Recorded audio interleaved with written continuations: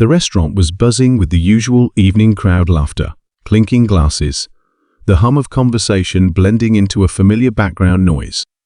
She moved through it all with practiced ease, balancing plates, flashing polite smiles, and keeping her head down. It wasn't that she hated the job.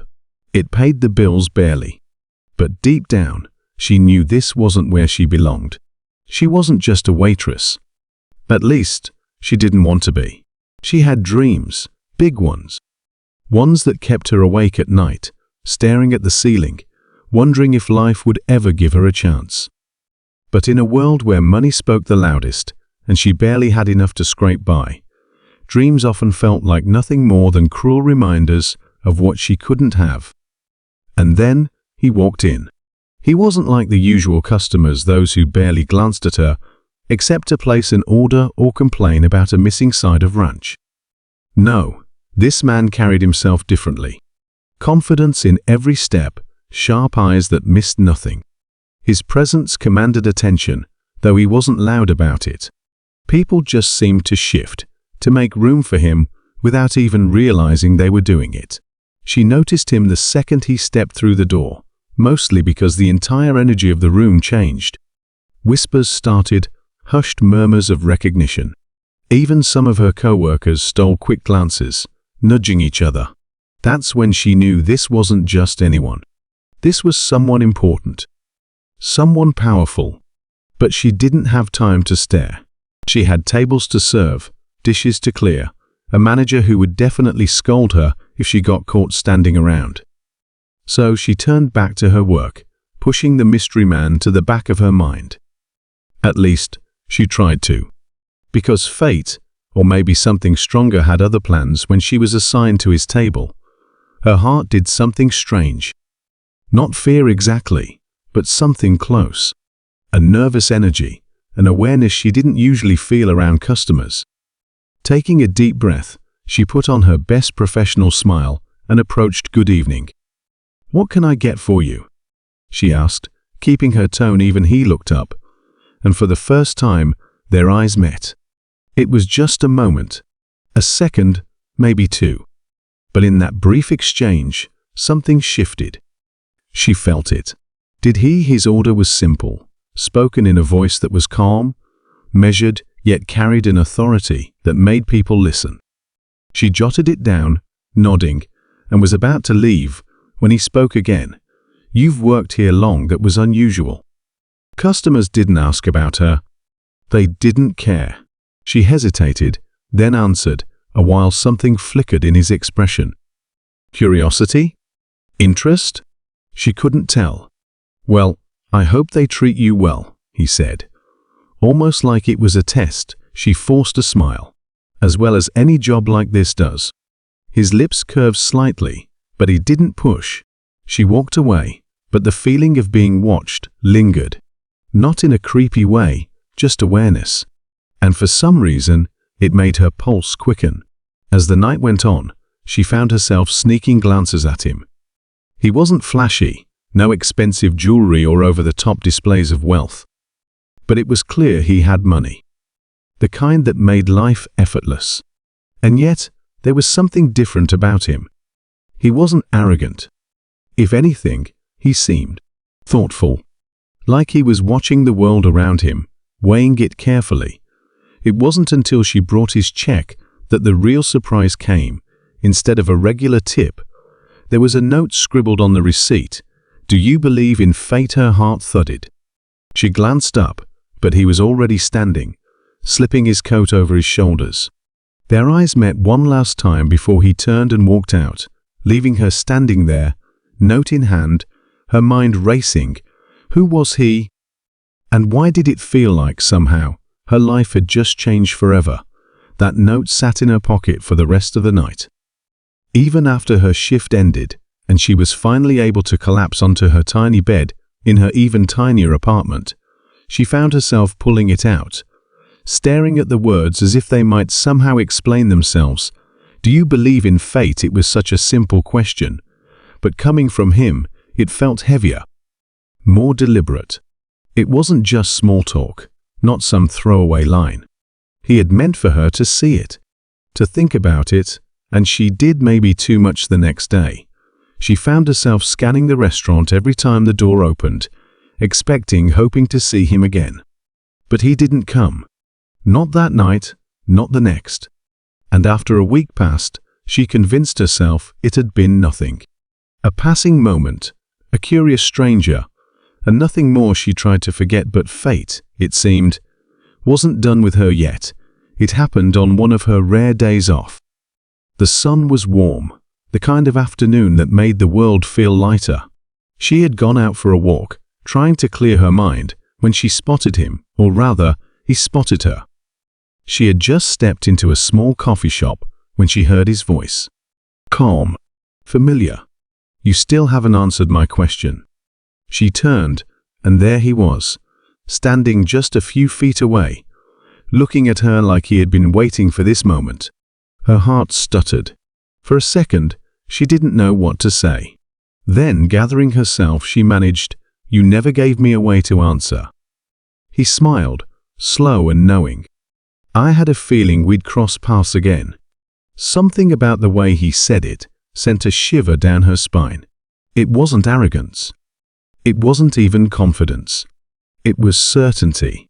She swallowed.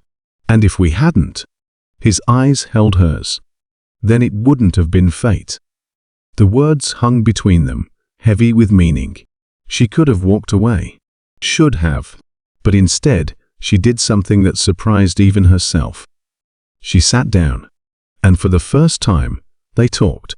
Not about the restaurant, not about work or money or the exhausting weight of survival, but about things that felt different, bigger. He listened more than he spoke, but when he did speak, she found herself hanging onto every word. He had a way of making simple things sound profound, of making the world feel less chaotic, even just for a moment. She learned that he wasn't just some rich businessman passing through town. His name carried weight, though he never threw it around. He was the kind of man people whispered about, the kind of man whose presence alone changed the energy of a room. And yet, sitting across from him, she didn't feel small. She felt seen. It was dangerous. This feeling, because men like him didn't just walk into the lives of girls like her. And if they did, it was never for long. But when he asked if he could see her again, she said yes. And just like that, everything started to change. Their meetings became something she couldn't quite explain, something she wasn't sure how to name. It wasn't a relationship, at least, not in the way she had always imagined relationships should begin. There were no grand confessions, no over-the-top gestures. It was just him and her, in stolen moments that felt too significant to be random. Sometimes, they met at the coffee shop where it all started. Other times, he would wait for her after her shift, leaning against his car like he belonged there, like she should have expected him. And maybe, after a while, she did. But no matter how easy things seemed in those moments, reality never let her forget who she was and who he was. She heard the whispers at work, saw the way her co-workers watched her differently now, how the customers who had once ignored her suddenly paid attention. It didn't take long for rumors to spread. A waitress and a billionaire, it was the kind of story people loved to tell, to twist into something that wasn't real. But the truth was, she didn't even know what was real anymore, because the closer she got to him, the more she realized how much she didn't know there were glimpses, small cracks in the smooth, polished image he carried. Times when his smile didn't quite reach his eyes, when he looked at her like he wanted to say something but held back. She didn't push. Maybe because she knew she had her own walls, her own fears she wasn't ready to voice. But the more she tried to keep things simple, the more complicated they became. One night, after a long shift, she stepped outside to find him waiting as usual. But something was different. He was tense, his usual calm replaced by something else. Something heavier. "You okay?" she asked, frowning. For a moment, he didn't answer. Then finally, he sighed, running a hand through his hair. "We need to talk." Her stomach tightened. About what? He hesitated, then said, About why I walked into that restaurant that night. She stared at him, confused. What do you mean I didn't just end up there by accident? He admitted, his voice quieter now. I was looking for you, her breath caught. Looking for me, he nodded. I knew who you were before you ever walked up to my table. The words hit her like a sudden gust of wind, knocking the air from her lungs. None of this had been random. None of this had been fate. It had been planned. But why, and what did that mean for everything she thought she felt? She felt like the ground beneath her had shifted, like everything she thought was real had suddenly cracked open to reveal something else, something she hadn't been prepared for. You knew me? She repeated, her voice quieter now. Unsure, he exhaled, his gaze steady but unreadable. I did. The words echoed in her mind, unraveling every moment between them. The way he had looked at her that first night. The way he had asked if she believed in fate. The way he always seemed to find her, as if it were effortless. None of it had been chance. She swallowed hard. Why? Why were you looking for me? He hesitated, and that hesitation sent a cold ripple of fear through her. If there was nothing to hide, he would have answered right away. But he was choosing his words. I can't tell you everything, he finally said. Not yet. A bitter laugh escaped her. Not yet? She repeated. You've been lying to me this whole time, and now I'm just supposed to wait until you decide I deserve the truth. It wasn't a lie, he said, stepping closer, but she took a step back. His face hardened for a second, but he didn't push. I never lied to you. I didn't tell you everything. That's the same thing, she said, shaking her head. Why should I trust anything you say now? He ran a hand through his hair, frustration flickering across his face. Because you know me, he said, his voice lower now. Whatever else is true, you know that. You know the way I look at you. You know what's real. She wanted to believe him. Wanted to pretend that all of this hadn't just shattered something fragile inside of her. But she couldn't. Do I? She asked, her voice barely above a whisper. Silence stretched between them. He didn't answer. Maybe because he didn't have one. She shook her head and turned away, forcing herself to walk, forcing herself not to look back. But her heart was pounding, because deep down she knew this wasn't over. She just didn't know if she was ready for what would happen next. She didn't sleep that night. Every time she closed her eyes, his words echoed in her head. I was looking for you. The confession had shattered the illusion she hadn't even realized she'd been holding on to, that maybe, just maybe, this had been something real. Something untouched by the weight of his world or the struggles of hers. But now she couldn't stop wondering. Why her? What did he want from her? By morning, exhaustion clung to her, but the questions didn't fade. They only grew louder. She told herself she wouldn't see him again, that whatever this was had to end. But part of her knew it wasn't that simple, and she was right, because 2 days later, he found her again. She was walking home from work when she noticed the black car parked across the street. At first, she thought it was just another expensive vehicle that didn't belong in her neighborhood. But then the door opened, and he stepped out. Her pulse jumped, but she kept walking. She wasn't ready. She didn't know if she ever would be, but he fell into step beside her, matching her pace with ease. He didn't say anything at first. Just walked. Just waited. Finally, she broke the silence. What do you want? He exhaled. I need you to listen. I did listen, she said, glancing at him. And all I got were more questions. I know, he admitted. And I know you don't trust me right now. But there's something I need to tell you.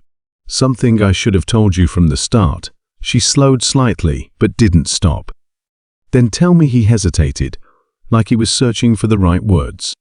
Then he said, someone's been watching you. The air around her seemed to shift. The noise of the street faded, her breath catching in her throat. What? His jaw tightened. That's why I was looking for you. I found out weeks ago. I didn't know why, or who was behind it, But I had to see for myself. Her stomach twisted. That doesn't make any sense. Who would be watching me? He didn't answer right away. And that silence was more terrifying than anything he could have said. I don't know yet, he admitted. But I will. She stopped walking, turning to face him. You should have told me the second you knew, she said, her voice shaking. Now you're right, he said, his voice quieter. But I didn't want to scare you. Bitter laugh escaped her. Well, too late for that. He stepped closer, lowering his voice. I won't let anything happen to you. She wanted to believe him.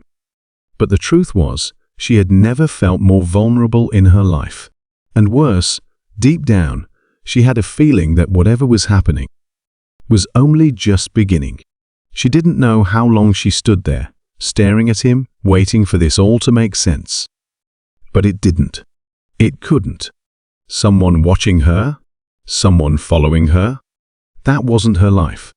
That was the kind of thing that happened in movies, or to people with power. Money people like him.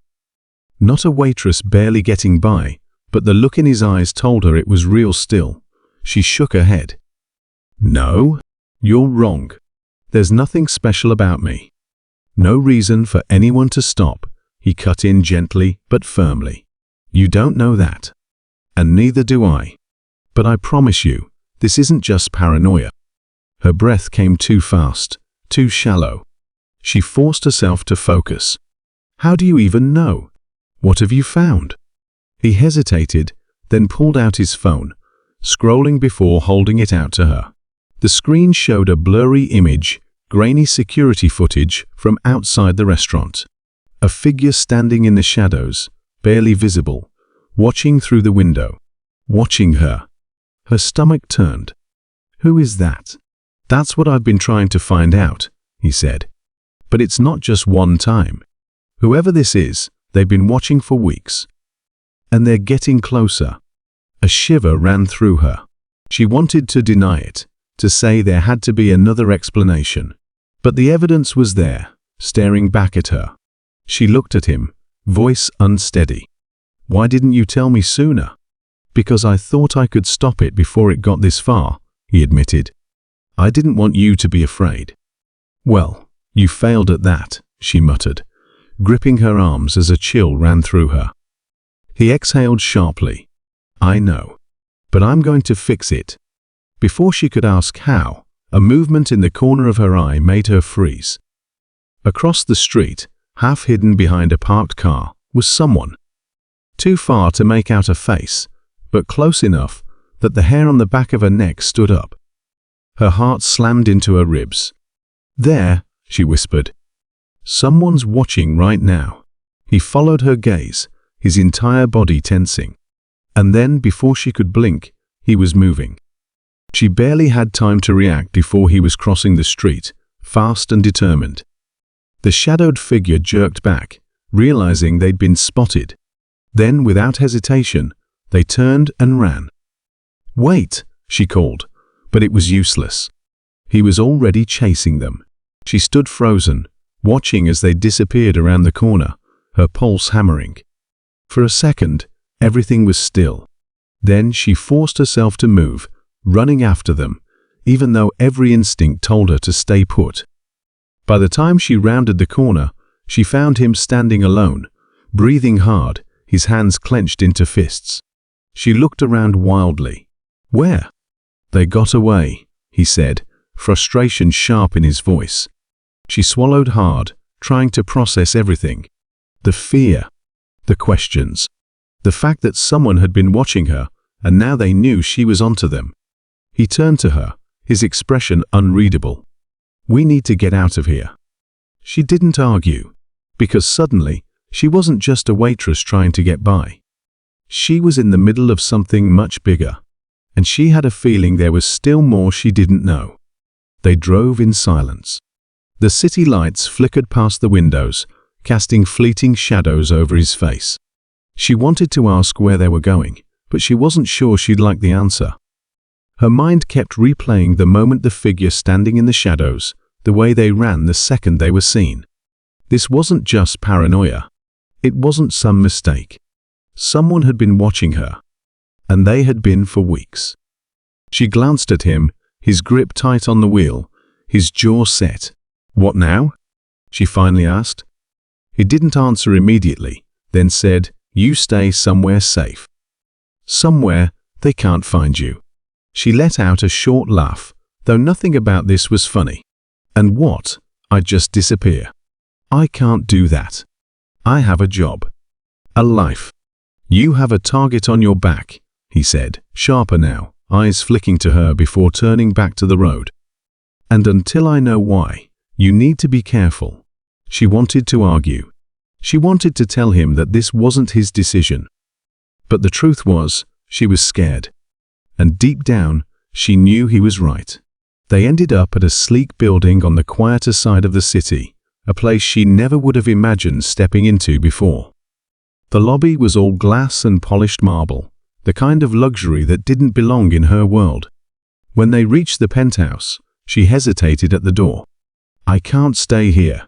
"You can," he said simply. "And you will." She folded her arms. "You can't just decide that for me." His expression softened, just slightly. "I'm not trying to control you. I'm trying to keep you safe." She exhaled, the weight of everything pressing down on her. "How long?" "As long as it takes." She wanted to be angry at him, but she wasn't sure if it was him she was angry at, or the situation itself. Days passed in a strange, tense blur. He had people looking into whoever was behind this, but no clear answers came. And the longer the silence stretched, the heavier the uncertainty became. One night, she stood by the window, looking out at the endless city lights. She didn't belong in this world. And yet, she was here, caught in something she didn't understand. She heard him step closer. "You okay?"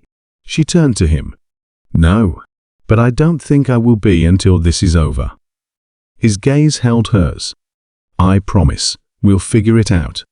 And she believed him. The answers finally came in a way she didn't expect. A name. A connection she hadn't seen coming. It wasn't random. The person watching her wasn't a stranger. It was someone from her past, someone she barely remembered, but who had never forgotten her. A debt. A grudge. A twisted sense of unfinished business. She sat frozen as he explained it, the pieces clicking into place. It wasn't about him. It had never been about his money or his world. This was about her. And suddenly, everything made sense. The night it ended was cold. The kind of cold that sank into your bones. She wasn't supposed to be there. He had told her to stay put, to let him handle it. But she couldn't just sit back anymore. Not when this was about her. She found herself in an empty parking lot, her pulse hammering as she faced the person who had been pulling the strings all along. Their voice was calm, almost amused. "I knew you'd come." She swallowed. "Why?" They tilted their head. "Because you needed answers." The conversation was short. The truth was uglier than she had imagined. But in the end, it didn't matter. Because he was there. He had been watching, waiting, ready. And when it was over, when the danger had finally passed, she felt something she hadn't in a long time. Relief.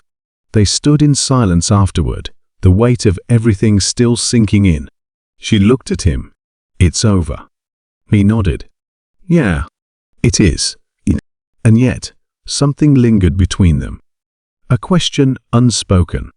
A choice yet to be made. She had spent so much time believing she didn't belong in his world. But maybe it wasn't about where she belonged. Maybe it was about who she belonged with. She met his gaze. "So what now?" His lips curved slightly. "That's up to you." And for the first time in a long time, she felt like she had a choice. One she was finally ready to make.